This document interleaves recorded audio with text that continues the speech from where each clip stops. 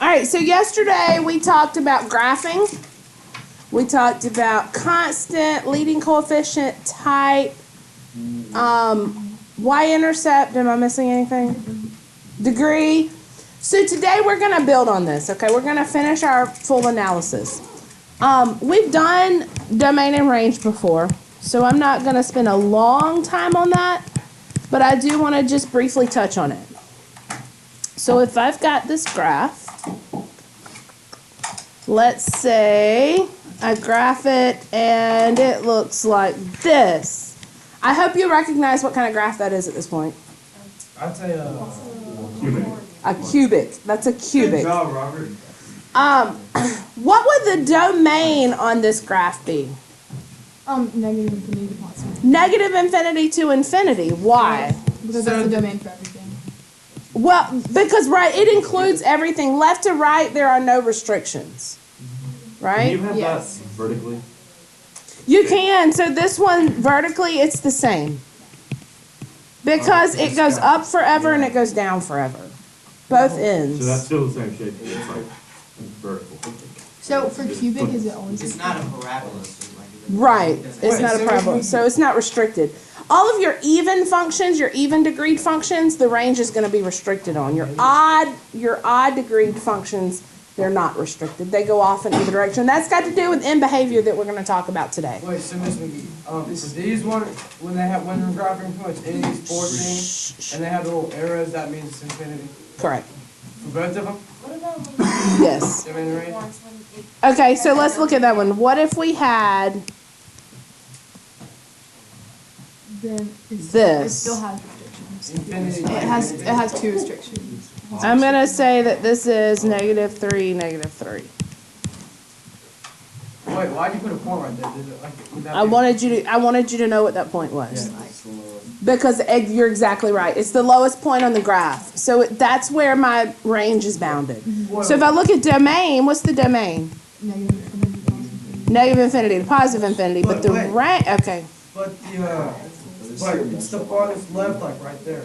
Does that The matter? range is -3 to Say it again. It's the farthest, like that way to negative infinity, right there. Why are you tricking yourself? Yes, left to right, there's no restriction.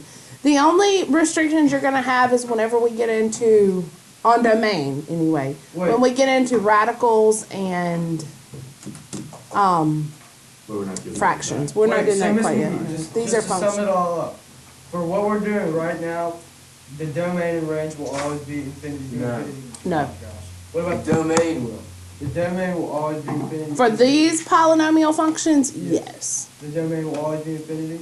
For the polynomial functions that we're doing right now, yes. No, okay, and then They're not always. range, No. wait, never mind. Oh my God, yes, yes. Yeah.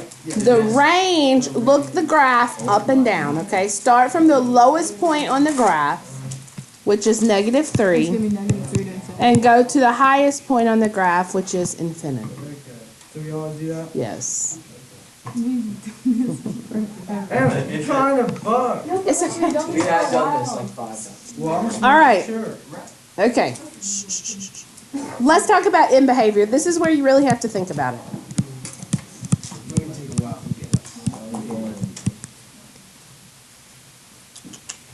I really want you, I could give you a chart and you could literally copy down the end behavior, but I want you to understand the end behavior because it's really handy. All right, if I've got this function, and let's say it looks like this, again with the cubic, okay? Now, how many ends do you see on this graph? 2. 2, right? This one and this one, right? Yeah. This is my left end and my right end. Instead of saying left and right, though, I'm going to use X because X looks left to right, correct? Mm-hmm. All right. So what I'm going to say is for this left end right here, I'm going to say as X, and I'm going to use a little mathematical symbol here. This little arrow means approaches. Approaches. As X approaches negative infinity, so think about the X-axis. As x gets smaller and smaller, so which direction am I talking about? The left, right? Tell me, what does the graph, what is y approaching? Y approaches Probably infinity. Positive. Positive infinity. Why? It's going up. But what about the part that's going down? Well, there's two ends, right? Wait, so I that's just just described the left end. Did I just say those two arrows that are at the same time? Like two. It's just saying that the left side of, this is literally saying the left end goes up. But it also tilted to that side. Oh, I didn't know why. Wait, Going so- negative infinity. Yes, the other side. The other end, guys, because that's only half of it, right?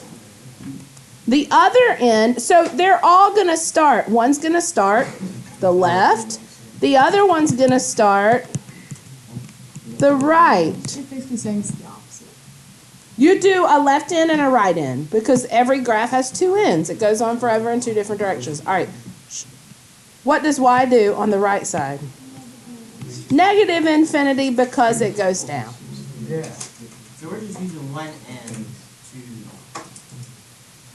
You're writing the situation for both ends. These two statements together describe the end behavior of the graph. Oh, you said to write it both ways. So we're gonna Yes. have Both of them are the end behavior. Are we gonna have to put that as an answer now also? That's another step in your analysis, yes. Alright, so on the test for the answer, will it just be like what the homework was yesterday or a little more? Definitely more. So that's more than just finding. Let's do a quartic. I'll put that on. That's 4. That is correct, man. And right now, all I'm not doing anything else but in behavior, okay? We'll take one from start to finish in a minute when I finish showing you everything, but right now, let's look at the end behavior. What about the end behavior of this graph? Well, it's the left. They're both the same, So it's but the left. Yes. we want to set it up. This describes the right side. This describes the left side. So when you set up in behavior, this is a given every time. The only thing you're determining is positive or negative on the y for each one. They go the same way. They both go down, right? Both ends go down, so that's an easy one. Negative infinity. Wait, so will they all Wait, you read it. The first one would be positive limit. As x goes to a positive infinity, Right. y goes to- Mhm. You read it. That's confusing. I got one positive, one negative. Oh. Ooh. This is the right side, so that's this one. This is the left side, so that's that one. Wait, so how come it has How come there's 3 negatives and 1 Both face positive? down. They're both going down. Yeah.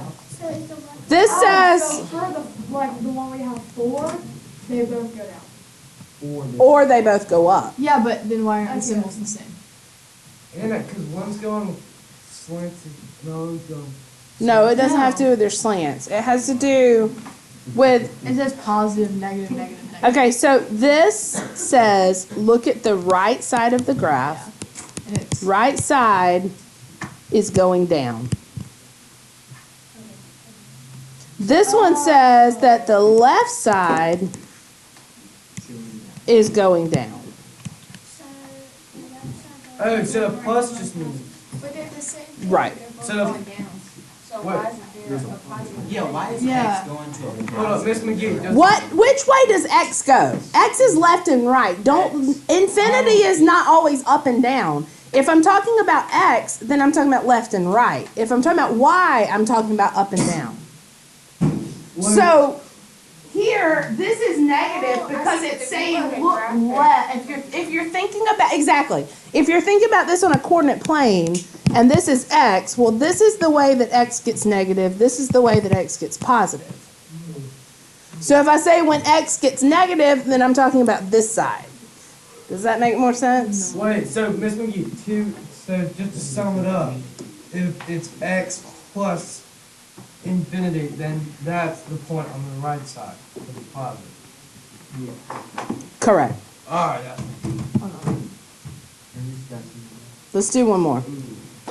Wait, what about a Throw constant? that. Throw it. What would you say for that?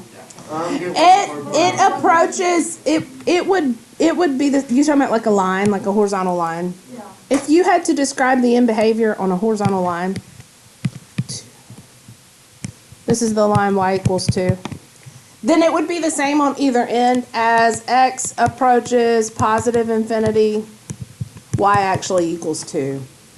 And as x approaches negative infinity, y still equals 2. You won't have one like that. Let's do this one. Let's do another one that'll look something like what you have. Let's do...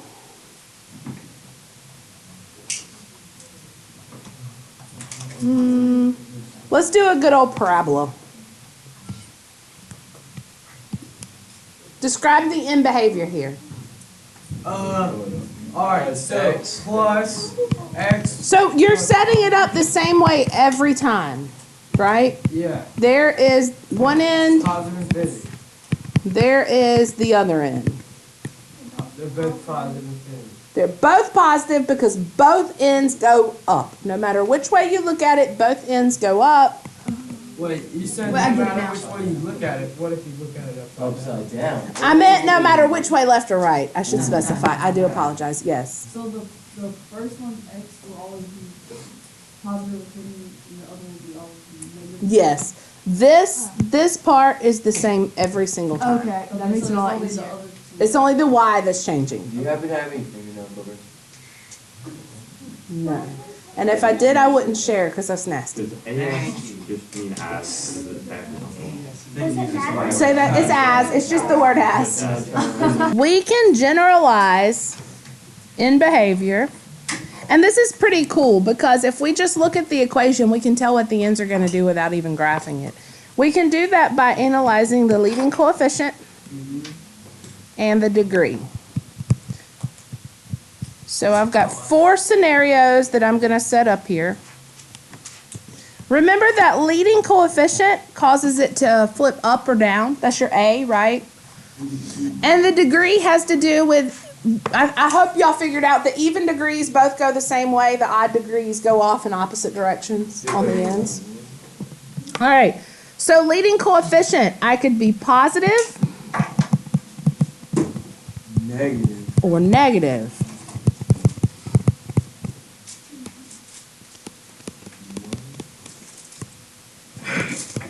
Even odd. Exactly. Even or odd. So I've got 4 scenarios I'm setting up here. Every single polynomial that is a positive leading coefficient and even degreed is going to have the same end behavior. So let's see if we can come up with an example that we can think of the easiest even degreed polynomial with a positive leading coefficient. Can you think of one? X. 2 would definitely be the easiest. What is a degree of 2? Type. What's the type? Squared. What? Starts with a Q. Quadratic. And when we graph it, we get a parabola. And if the leading coefficient is positive, which way does that parabola open, boys? Up. Okay, so if I were to describe the end behavior of that, remember all end behavior starts out the same way. It'd be plus. Both ends Up. are up, right? So I'm positive, positive. So now, any polynomial that I find that has a positive leading coefficient and an even degree, if it was 256x to the 320 power, that's an even power. That is a positive leading coefficient. This is what the ends are going to look like. Both ends are going to go up. So I don't then know you what's know going to what- happen in the middle. So you always know what it's going to look like on the graph. Right. It has to be a You always know what parabola. well, you always know, not necessarily a parabola because this middle stuff could do all kinds of stuff, but at the end of the day, the 2 ends are going to point up. Okay? So it'd basically either be that or 4 6. or 6th power, or 8th power, or 10th, 12th, 14th. All right, so let's do, oh, I have too many odds here. This needs to be, That's why I was confused. this needs to be even. I do apologize. Apology accepted. Thank you, Ben. I'll be able to sleep tonight now. All right. So same thought process as the parabola there, except this one's negative, so it's going to open down. And understand, I'm just finding one example to meet this criteria. There's many, many more that meet the criteria, but if I can draw a picture of one, I can describe the behavior of that one. So this one is the same.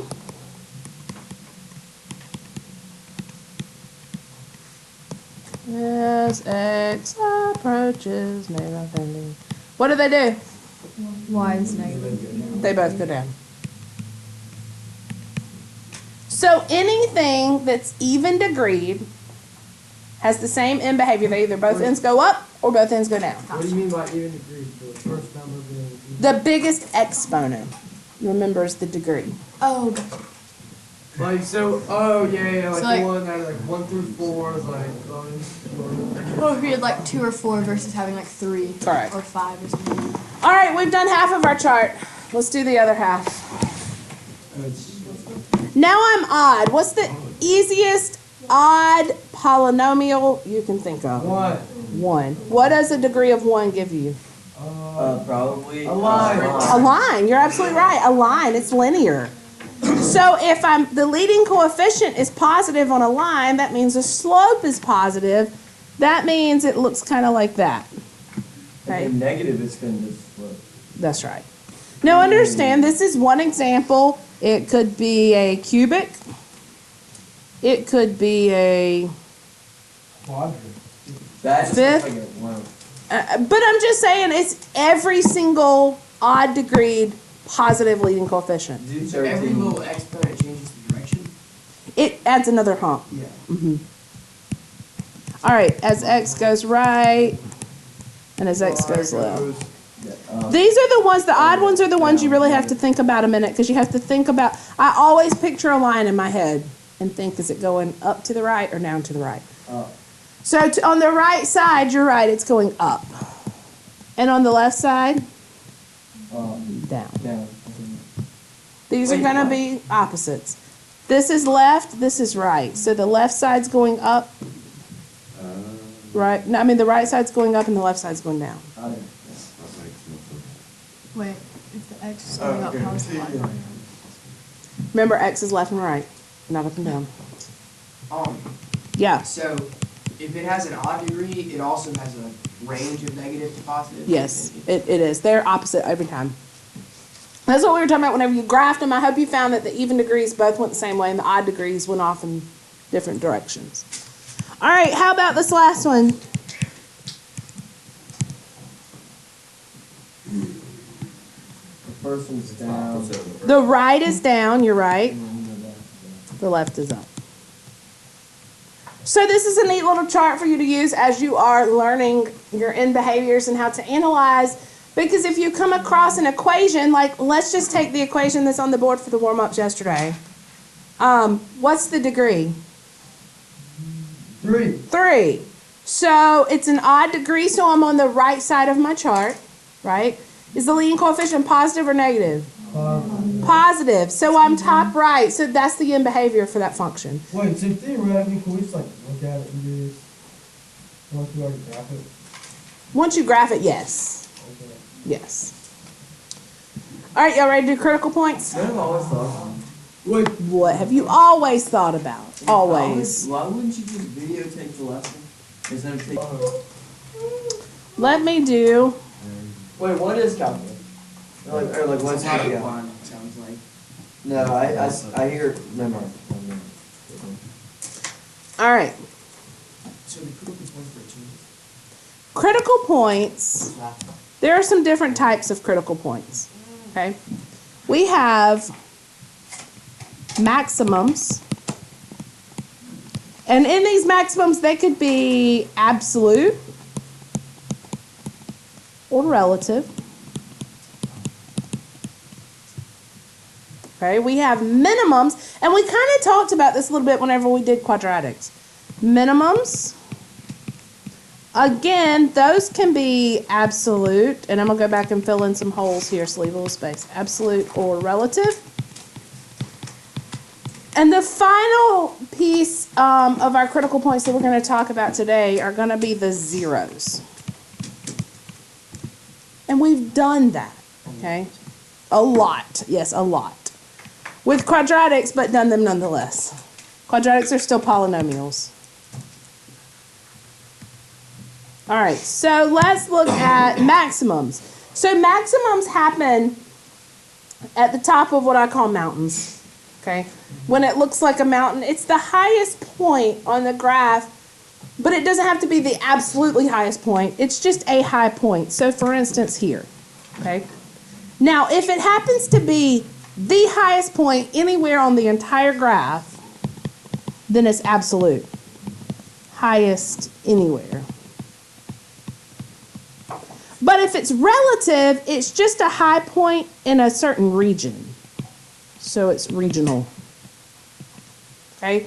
So if you look at the one that I circled, is that a relative maximum or an absolute maximum? That's a relative maximum. And so what we're also going to do is find the coordinates of these points. We're going to put them on the calculator to find the coordinates. All right, so minimums, same thing. Absolute is the lowest. Relative is lowest in a region. So I've got two minimums that I see here. Do you see that? This one and this one. Left is the absolute. This one is absolute. You're absolutely right. Absolute min, because there's not a lower point in the graph. This one then would be relative. Now, do not, everybody always tries to do this, do not come up here. Don't write this either. Don't say, those are not maximums. Those are arrows saying that it goes up forever. That does not indicate correct. So if it's the opposite and like this graph is down, is there like two relative maximums and then like a relative? No. There can be infinite number of relative Wait, so maxes and this would mins. Yes. So even if so it's a relative if there are still things that say infinity. If there's still any point that goes beyond that on the graph. Yes, Tashawn. Why is that a relative maximum? Like, if I know there's no other max. There's not another hump in there, but these points are higher on the graph than that point. So there's some place on the graph that rises above that. So what if it was like flipped around, then the absolute minimum would be the absolute max? Yes, yes. So you really only gotta have an absolute max if there's like two humps in this.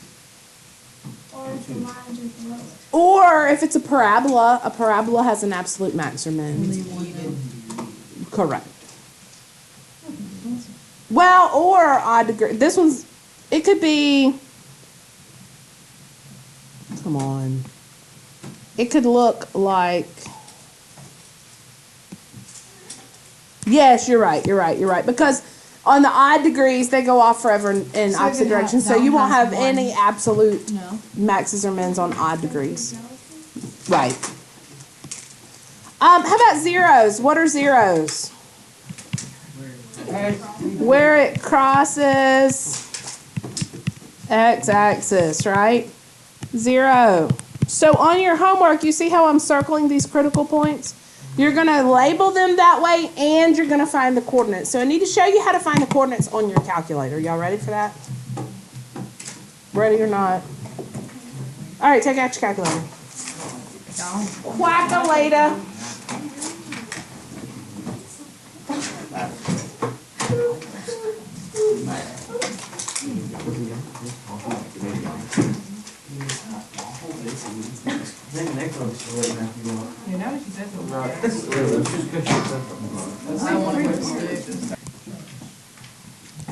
Let's start with x squared minus 5. We'll start with something easy, okay? And let's zoom 6. Like you see y equals. No. Yeah, I just went to y equals. So what I want to do is I want to calculate the critical points, okay? So first off, let's get a napkin.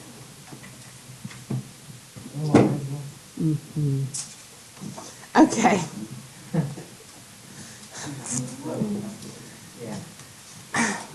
Looking at the critical points. Desmos? Yeah, that's what I'm going. All right. Which pretty well. Those, just, you need to watch how we did on the calculator, because those you literally have to tap the critical points and it gives you the coordinates. But these you're going to have to calculate. You already can had touch. So that's what Yeah. Can we just use this? All right, no, absolutely not. Because you can't use that on any other standardized test. I would be doing you a disservice by letting you use that on your test. Bro, Okay. better than not letting you. So, looking at this, does it have any maximums? Yeah. No, it has one. No maximums. It goes up forever, right? I'm in like, what's the biggest one called? The Maximum. It has a maximum, it has a Minimum. minimum, what's it called? That's a minimum. So stupid. No, stop. Focus. Matthew, just Ben says that that's a minimum. Yes? Yes? Absolute or relative? Absolute. All right. Watch what I do. I'm going to calculate the value here. Hit second, trace. Now look at my options here. Yeah, Okay.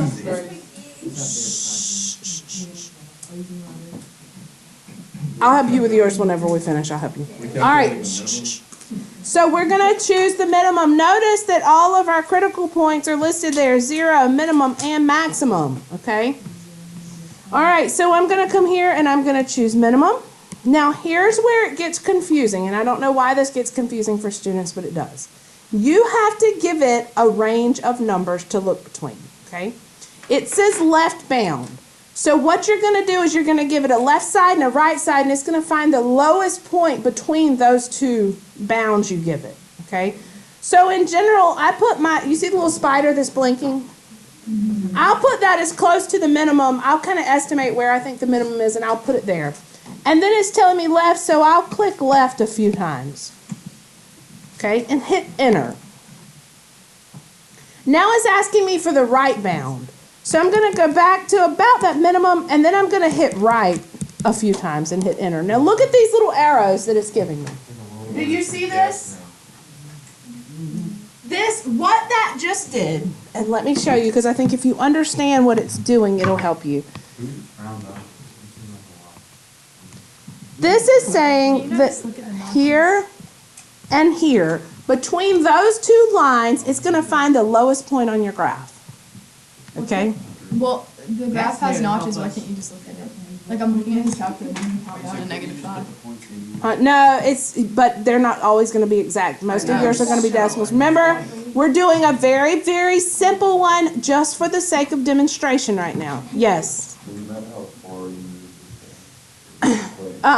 No. All right, so long as you've enclosed that minimum in your range of numbers, in your bounds, okay? So now it says, do you want me to guess? Just go super far this way and super far that way. You could, but the problem comes if you cross over another max or min, then you're right. All right, do you want me to guess? Yes, I do. And there are the coordinates. Now, you see that E that's there with -6? Just press enter. Yes. That's scientific notation. Your calculator is pixelated. Yours might say 0. Mine says that it's rounded to 0. That's times 10 to the -6. What? So 0, -5 is my absolute min. Yes. I didn't get that. What did you get? Hold on. What? We're going to calculate the zeros the same way we did the min. Second, trace. Only this time I'm going to call up the 0 function, which is number 2. Give it a left bound. So go to approximately where you think the 0 is, and go left a few clicks and hit enter. We're giving it bounds for the 0. We're finding the 0 this time. Now right bound, so go to the right. Your bounds have to include the 0, though. It's got to cross over that axis between bounds. If it doesn't, you're going to get an error. And then push enter, and there is my 0. You see, you can't just count the tick marks on that one. What teacher was it that used to say error? Was that Yes. Shh. You didn't cross the axis.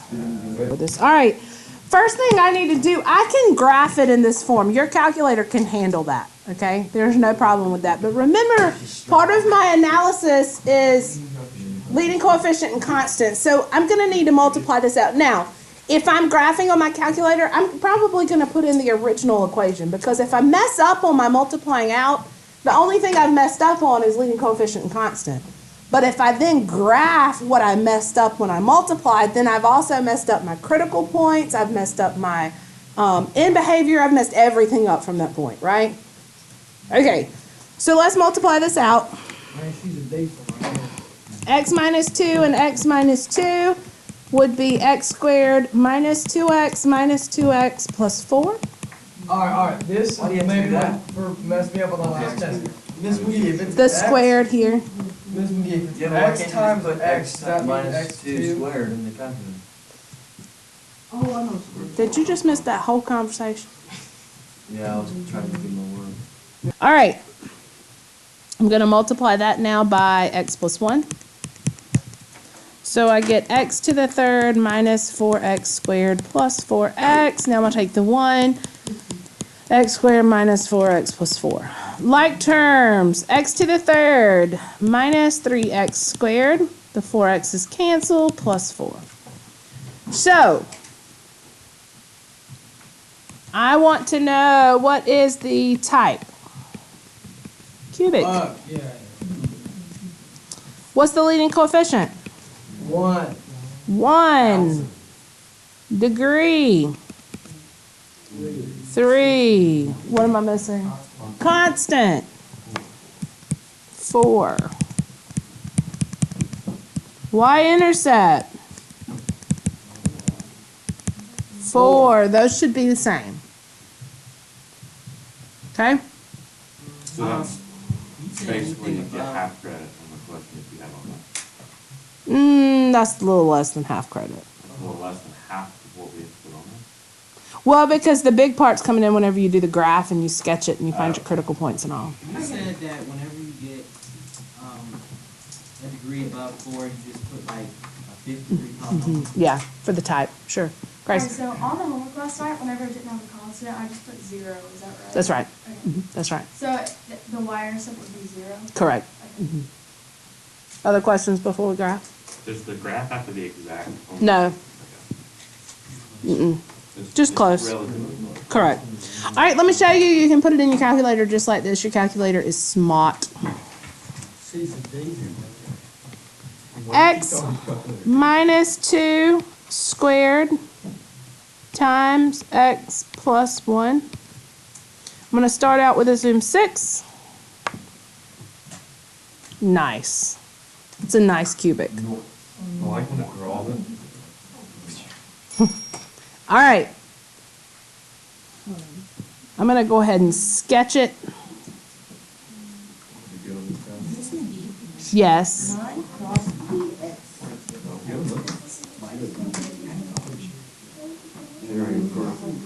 Whoa, I got Mine didn't cross it, it just touched it. That one minimum is sitting on the x-axis. If I zoom in a little bit,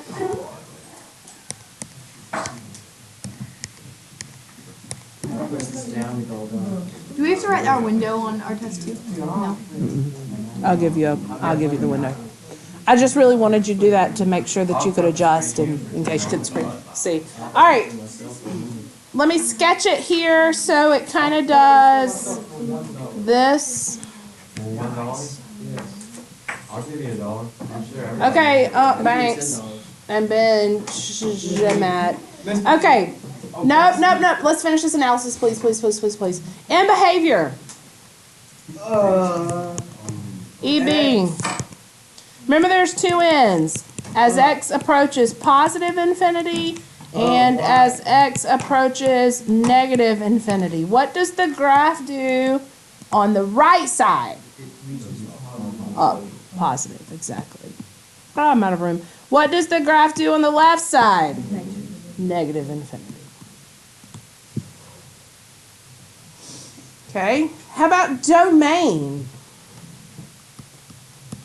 Domain is probably infinity. You're absolutely right. It's negative infinity to infinity. How about the range? Negative infinity to. All odd ones are going to be negative infinity to infinity. They're going up and down in both directions. Okay. Let me make sure I'm not forgetting anything. Besides, before we get to critical points. That's it. All right. Critical points. Here's what I want you to do. I want you to label them on your graph. What is this? You have to sketch it? A 0. Yeah, you have to sketch it. What is this? Relative maximum. You can just put R max. How about this one? And a 0. It can be the same. It's both. Okay. Now I need the coordinates. So now I have to go to my calculator and I have to figure out these coordinates. So let's do the 0 first. Let's see if you get the same thing I get. Calculate this left 0 first. You talking about the max? The 0. I'm just kind of working my way left to right on the graph. Stop talking about pepper spray and talk about graphs. Did you get the same 0 I got? Negative 1, 0. Negative 1, 0. Oh, wait, so do we have to make 3 zeros? There's 2 zeros here. All right, so this one is negative 1, 0. Oh, then you have to give On the the discount points app, for it's all of literally them. like negative 3.5620. Man. No, it's not. Dismo? Oh, Dismos. Mine's normal. Mm-hmm. I don't think so. Mine just says negative 1. Yeah, mine just Okay, so zeros are only where they cross the x-axis. Okay, so look, yeah. On the test, like, whichever one we make lower on, can that one be a minor and the better one be a major? Ooh, yeah. No. Okay, back to the graph and relevant things. Look at the point. Look at this. Guys, stay focused with me, please. Look at this one. That's a what I do for what? Second trace 0. So now I'm going to do second trace. Yes, please. Maximum. So I'm calculating that top point there, that maximum point. So if you go to it, Josh buried the IGP. Awesome. what did you guys get? I'm doing the maximum. 0, 4. 0, 4. Shh. Guys, focus on math. This is 0, 4.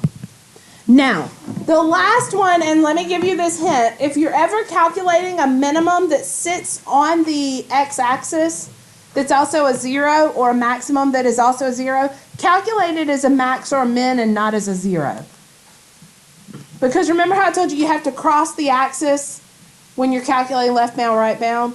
It never technically crosses, it sits on it, so it gets a little confused, your calculator does. So do it as a minimum. And I'm going to do, see if you get the same thing I do. Are you gonna left bound? Yes. Left bound, right bound, enter. 2, 0. 2, 0. Wait. What did you get from the last one? So that's your relative number. 2.